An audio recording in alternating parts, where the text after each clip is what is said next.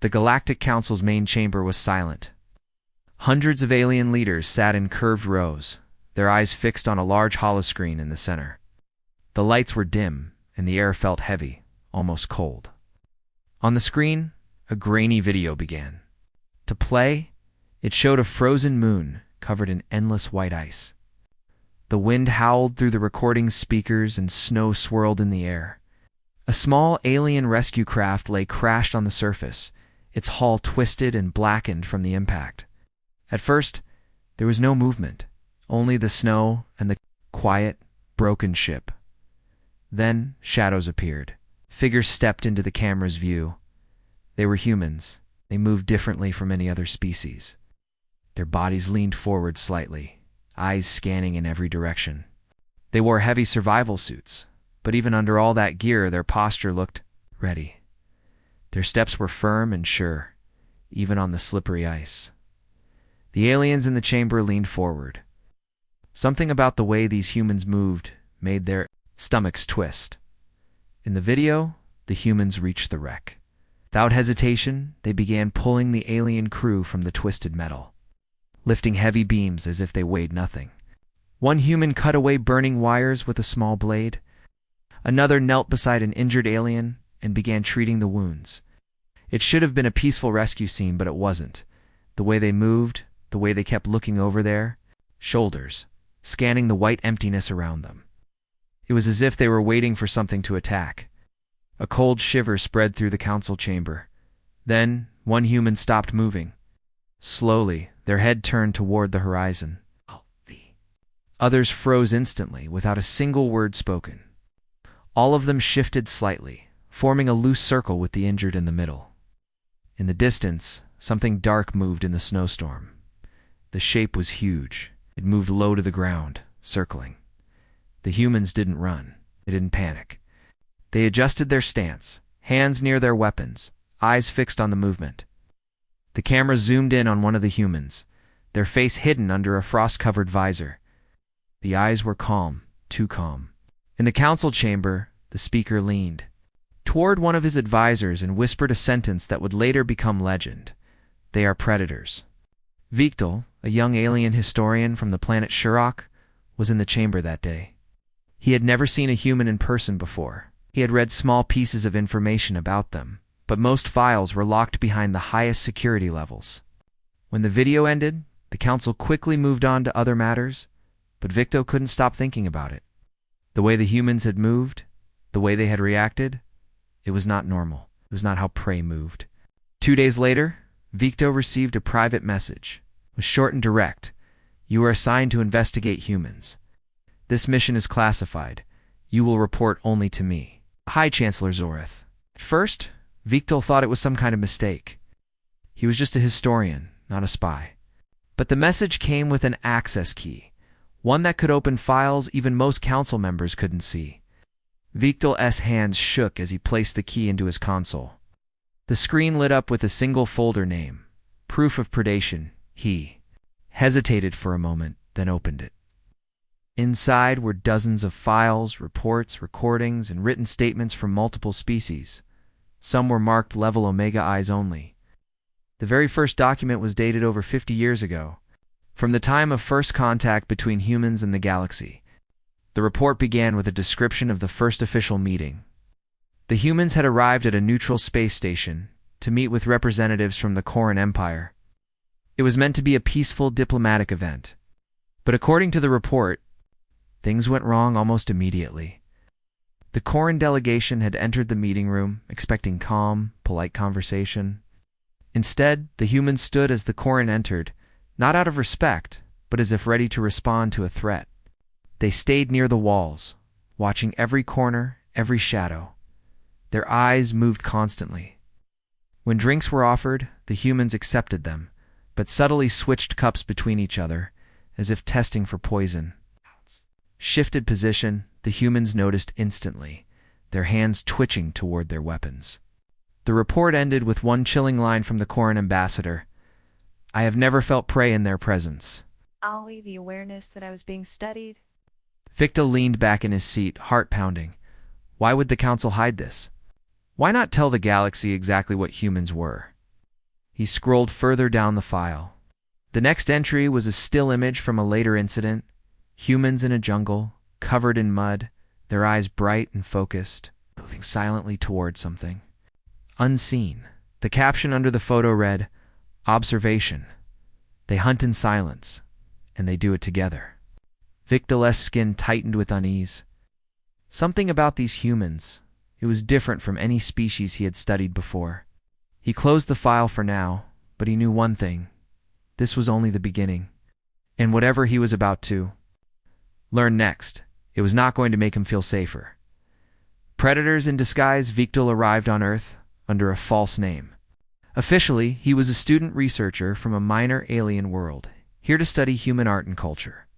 In truth, his mission was far more dangerous. Gather real evidence for the proof of predation file. The humans welcomed him without suspicion. They were warm, smiling, and endlessly curious. Everywhere he went, strangers waved or stopped to ask if he needed help. At first it was disarming. How could such friendly creatures cause the galaxy's leaders to fear them? For the first few days, Victor stayed in a small coastal city. He visited markets, schools, and parks, recording every interaction. Humans laughed a lot, they argued. About sports, shared food, and told long, dramatic stories with their hands moving wildly in the air. It was almost innocent, but then small details began to bother him. One day in a crowded market, Victor noticed that a human named Captain Rhodes, a retired Marine who had offered to guide him, never walked without scanning the area first. His eyes moved from rooftop to alleyway to the ground, then back up again. Even when laughing with a vendor, his attention never seemed fully relaxed. At a cafe, Victor saw another strange thing. A sudden loud noise, a dropped tray, made most people jump. But every human soldier in the room turned toward the sound instantly, bodies tensed, hands ready to act. "Why do you always watch everything?" Victor finally asked Rhodes one evening as they walked near the docks. Rhodes smiled faintly. "Because everything watches back," he said. The answer made Victor's chest tighten. "What night?" Rhodes invited him. To a training exercise. Victor thought it would be a harmless demonstration, maybe in a gym or a park. Instead, Rhodes led him to a large military transport ship. "Where are we going?" Victor asked. "Out there," Rhodes replied, pointing to a dark forest beyond the city. "You'll see." They flew for an hour before landing in the middle of thick black woods. The air smelled of wet earth, and the only light came from the moon. "This is a safe exercise, yes?" Victor asked, uneasy. Rhodes didn't answer directly. "Stay close and stay quiet. Exercise." Began without warning. Rhodes gave a short whistle, and suddenly 6 humans emerged from the shadows. They carried no bright lights, no loud equipment, only compact gear and silent weapons. Victor followed them through the trees. He realized quickly that the humans weren't just walking. They were hunting. They moved like water. Their steps light and deliberate. They didn't talk. They used hand signals, head tilts, and even the smallest shift of a shoulder to communicate. Every few steps, they paused to listen. Victor tried to mimic them, but he stumbled on roots, snapped twigs, and breathed too loudly. Rhodes glanced back once, and even in the moonlight, his eyes looked sharp and alert like a predator checking on a weaker member of the pack. After nearly an hour, Rhodes raised a hand, and everyone froze. Something was moving ahead. At first, Victor thought it was part of the exercise. A faint rustling, then a low growl. The sound was wrong, deeper, heavier than any training machine should be. Rhodes leaned close to Victor's ear and whispered, "That's not ours. Run." The humans shifted instantly into a defensive formation, Rhodes pulling Victor into the center. The growl came again, closer now. Then it appeared. A massive 4-legged beast with teeth like polished knives. Its eyes glowed faintly in the dark. The creature charged. Victor braced for chaos, but what he saw instead froze him to the core. The humans didn't panic. They didn't scream. They moved with perfect coordination to stepping left, one dropping low, another circling wide. Rhodes darted forward, striking the creature with a flash of metal before sliding back into position. Every movement had purpose, every step, was part of a silent, lethal dance. Within minutes, the beast was confused, bleeding from shallow cuts. It stumbled, then turned and fled into the night. Victor's heart pounded. How? How did you do that? He asked as the group relaxed. Rhodes looked at him steadily. We don't run from predators. The next morning, Victor could not stop thinking about the night in the forest, the way the humans had moved, the way they had worked together without speaking, and most of all, the way the predator had run from them. Rhodes noticed his silence over breakfast. You're still thinking about last night, he said. Victor didn't deny it. I've never seen anything like that before. It wasn't normal. Rhodes smiled slightly. It's normal for us. But you've only seen the surface. Today, you'll see more. They left the city in a small human transport craft. This time, Rhodes didn't explain where they were going until they were already in the air. It's called the Predator test, he finally said. ... Frills twitched in confusion. Predator. Test. Rhodes nodded. It's a training scenario we use. No weapons, no armor, only your mind and your body. You survive by outsmarting what's hunting you. Victor stared at him. Why would you even create something like that? Rhodes looked out the window. 'Cause the galaxy doesn't care if you think you're safe. The galaxy tests you every day. They landed in a remote valley, surrounded by jagged cliffs. The air smelled of metal and dust. The ground was broken by sharp rocks and thin patches of grass. Victor saw a group of 10 humans waiting. They were dressed in simple gear. No guns, no shields, just dark clothing and boots. One of them, a tall woman with cold eyes, stepped forward. This the alien? Rhodes nodded. He's observing. Keep him alive. The woman's lips curled in a thin smile. We'll see. They began the test at midday. The humans moved, quickly choosing high ground and shadowed areas to travel. Victor followed, trying to keep up, but his breathing grew heavy in the dry air. The humans didn't slow, Rhodes explained in a low voice as they climbed a ridge. The test starts when it is released. What is it? Victor asked. Rhodes only said, You'll know. An hour later, the sound came. A deep, rumbling roar echoed through the valley, making Victor's bones vibrate. Every human froze for half a second, then began moving faster. They didn't run in panic. They changed direction, spreading out slightly, scanning every rock and shadow. Stay in the middle, Rhodes told Victor. From a gap in the cliffs, something huge emerged. It was unlike the predator from the forest. This one was armored in thick, dark hide, its head low, its claws long and hooked. It was fast, too fast. The humans didn't face it head-on. Instead, they drew it into chasing them, taking turns, distracting it. One would dart close, slap its flank, then roll away as it lunged. Another would throw a rock to make it change direction. Victor realized something. The humans weren't trying to kill it, they were teaching it. Lasted for what felt like hours. Victor's legs burned from running, his lungs aching. Yet the humans moved like they could go all day. They didn't slow. They didn't collapse. At one point, the predator nearly caught Victor, its claws missing him by inches. But before it could strike again, Rhodes appeared from nowhere, slamming into its side and knocking it off balance. You okay? Rhodes asked. Victor nodded shakily. You didn't have to save me? Yes, I did, Rhodes said simply. That's what we do. To set, the predator slowed. It was breathing heavily now, its steps unsteady. The humans had worn it down, not with brute force, but with patience. The tall woman who had spoken earlier stepped forward and clapped her hands loudly. The predator turned, looked at her for a long moment, walked away into the shadows. It's over, she said. As they headed back to the transport, Victor spoke quietly to Rhodes. That creature was stronger than any of you, faster, better armed, but you still won. How? Rhodes glanced at him. Predators hunt for themselves. Humans hunt for each other.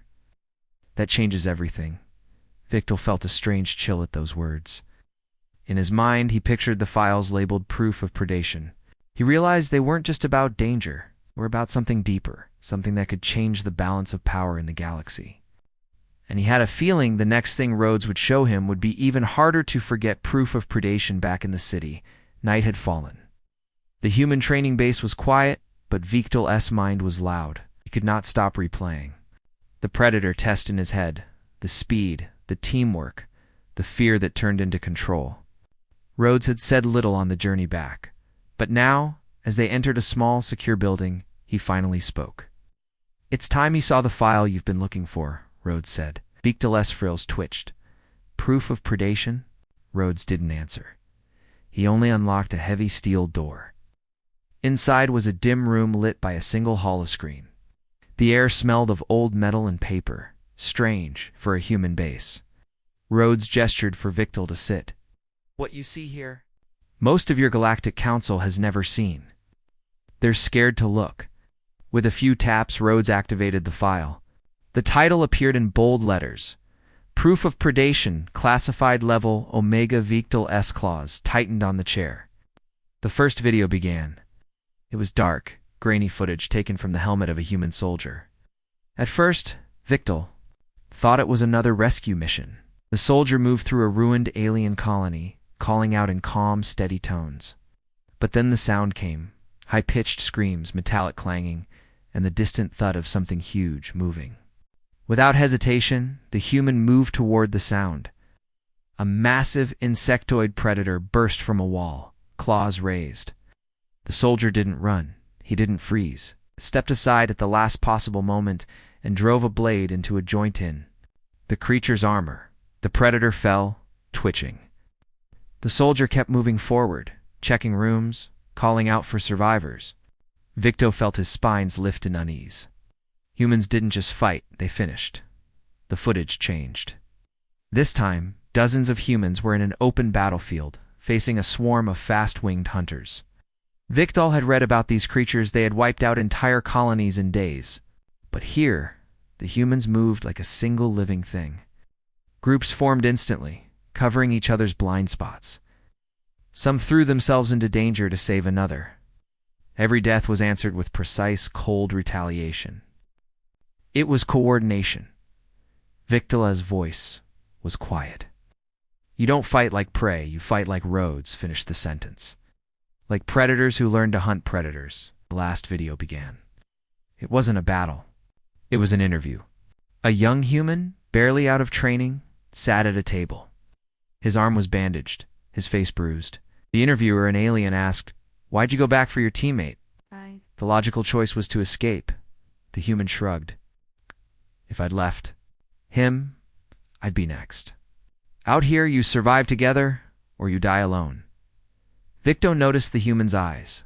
There was no fear in them, only certainty. The screen went black. Ow. The silence in the room felt heavy. Rhodes leaned forward. "Now you understand why the Council fears us. It's not that we're stronger than others. Many species are stronger. It's not that we're faster. Some are faster. It's that when you put a human in danger, they become the danger." Victor felt his pulse quicken. If the galaxy saw this, they'd try to erase it, Rhodes said flatly. "That's why the file is classified, and why you were told not to look." Victor's mind raced. Every instinct told him this knowledge was dangerous, not just for the Council, but for the balance of every world he knew. Yet another part of him, the historian, whispered, "Truth matters." Rhodes stood, opening the door. "There's one more thing you need to see before you decide what to do with this knowledge. Tomorrow, we go off-world." Victor looked back at the black screen, the words "proof of predation" still glowing faintly in his memory. He realized something chilling. The videos had shown only survival. But if humans ever decided to truly hunt, the galaxy would have no chance. The next day, before the first light of dawn, Victor stood on the loading platform of a human dropship. The air was cold, and the smell of fuel stung his nose. The sky above was still dark, scattered with a few distant stars. Rhodes stood beside him, helmet under one arm. "You've seen the files?" Rhodes said. "Now you'll see the real thing." Victor's frills twitched. "Where are we going?" "Outer Rim. Rescue mission. Or cleanup mission. Depends on how bad it is when we get there." Victor didn't like the word cleanup, Inside the dropship, the humans strapped themselves into seats, checking weapons and gear. They weren't loud. They didn't boast or laugh, like workers preparing for a routine shift. To Victor, that calm was more unnerving than any war cry. The ship lifted off, engines roaring. Soon the planet fell away beneath them, replaced by the cold black of space. Hours later, they arrived at a station orbiting a red gas giant. It was supposed to be a research outpost, but as soon as they docked, Victor knew something was wrong. The station was dark. No lights, no transmissions, just silence. Rhodes gave a short order, helmets on, weapons hot. Victor followed, his translator earpiece clicking softly as the human's helmet comes activated. The station's interior was a mess. Panels ripped from walls, furniture overturned. Strange claw marks cut deep into the metal floor. What did this? Victor whispered. One of the humans glanced at the marks. Doesn't matter. It's still here. Victor froze. Still here? They moved deeper into the station, the humans covering every angle, their boots silent despite the metal floor. Victor realized they weren't just walking. They were listening, smelling, watching for movement. Predators, searching for another predator. Suddenly, a sound metal creaking above. Without hesitation, two humans raised their rifles and fired into the ceiling. A massive spider-like creature dropped down, shrieking. Before it even hit the ground, another human drove a blade into the base of its skull. It was dead in seconds. Victor's throat tightened. The humans didn't panic. They didn't scatter. They moved together as if they had expected it. They found survivors in a sealed room, a group of small reptilian scientists trembling with fear. The lead scientist saw Victor's diplomatic. Robin gasped. You shouldn't be here. They'll come back. Rhodes stepped forward. They already did. Now they won't. As they led the survivors back, more of the creatures attacked. This time they came in a wave, skittering along walls and ceilings. The humans didn't retreat. They formed a tight circle, protecting the survivors, firing in controlled bursts. Every shot was placed with deadly precision. Every movement had purpose. Victor felt his pulse race. He had seen combat footage before, but here, in the middle of it, the truth hit harder. Humans weren't just fighting to win. They were fighting to end the threat completely. When they finally reached the dropship, Rhodes gave the order to detach. Station, now crawling with more of the creatures, was left behind, but not for long. From the ship's cockpit, Victor watched as the humans remotely activated a series of charges. The station exploded in a silent burst of light, fragments scattering into the gas giant's pole. Victor turned to Rhodes. You destroyed the entire station? Rhodes didn't even blink. It was compromised. You don't leave threats? Behind, on the return trip, Victor sat in silence. The humans had saved lives, but they had also wiped out everything else without hesitation. It was efficient. It was final. And it was terrifying. He remembered the council speaker's whisper, "They are predators." Now, after what he had seen, Victor understood something even more dangerous. Humans were predators who protected their own. And for that, the galaxy would never truly be safe from them. The final decision, Victor sat alone in the dim quarters given to him on the human base. The hum of machinery outside the walls was steady, almost comforting, but his mind was not at rest. On his desk lay a small data crystal. Inside it was everything: the station attack, the creatures' bodies, the survivors' testimony, the cold efficiency of the human rescue team. It was proof of predation. More proof than the Galactic Council had ever dared to collect. Rhodes entered without knocking. He was still in partial armor, his face shadowed by exhaustion. "You've been quiet since we got back," Rhodes said. "I've been thinking," Victor replied carefully. Rhodes looked at the crystal. "That's going to make waves, maybe even wars." Victor tilted his head. "You don't want me to report it?" Rhodes gave a short, humorless smile. "Report whatever you want. But you'd better think about who's going to use it and how." That night, Victor dreamed of the gas giant's red clouds swallowing the station's remains. He dreamed of humans moving through the dark like hunters, protecting the weak, destroying anything that threatened them. In the dream, the council chamber was filled with screams as human ships entered orbit over a dozen alien homeworlds. They didn't fire, they didn't speak, they just waited. The next morning, a message arrived from the council. They demanded his report immediately. The transmission was encrypted and urgent. Victor held the crystal in his hands, its edges sharp against his skin. He imagined walking into the council chamber, placing it on the table. In telling the galaxy the truth, humans are predators. They cannot be controlled. But another image came to him, the small reptilian scientists alive because humans had fought for them. They be alive if another species had been sent? Probably not. He walked to the communications terminal.